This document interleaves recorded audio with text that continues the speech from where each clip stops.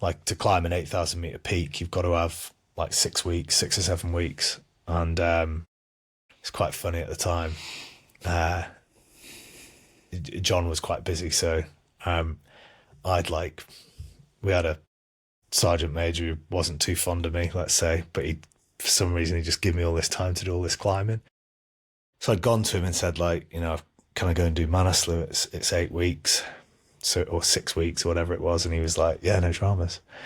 And John rings me literally probably about 2 weeks prior to us flying, and he's like, mate, I can't come out for that 6 weeks. He's like, I'm gonna have to come out 3 weeks later.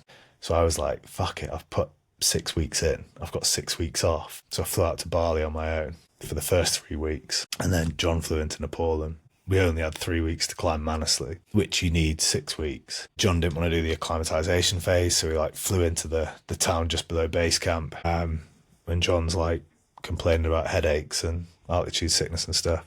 And then we get up to base camp, and we didn't have time to do this. You do like an acclimatization leg, so you go up to like the camps and acclimatize, and then come back down and go for a summit push. So we didn't have time to do that either, so we just had to go straight for a summit push. It was horrendous. We got stuck in a massive snowstorm at Camp 2. We didn't have any of our tents, so we had to cram into these 3-man tents with this German team. So I knew some of the German boys, so they brought us into the tent that they were in. So you got like a 2-man tent, really small alpine tent, and there's like 2 Germans, mate, and then like one of us in the middle of these 2 Germans, and I'd like run out of food because I call paratroopers, mate. We don't take enough food because I've got to be light. Cut down roll mats and all that kind of stuff.